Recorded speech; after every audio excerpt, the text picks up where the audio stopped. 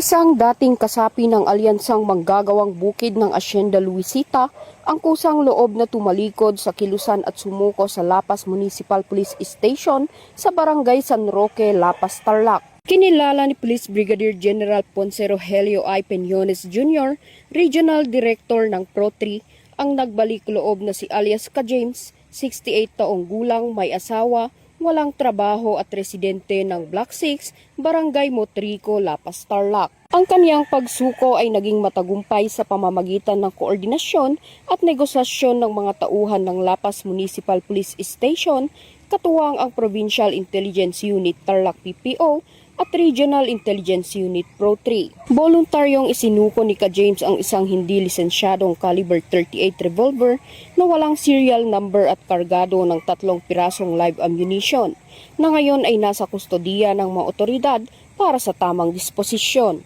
Patuloy na isinusulong ng Pro-3 at Tarlac PPO ang mga programa para hikayatin ang iba pang dating kasapi ng mga makakaliwang grupo na magbalik loob, talikuran ang marahas na ideolohiya at mamuhay ng mapayapa alinsunod sa layunin ng pamahalaan tungo sa mas ligtas at mas maunlad na komunidad.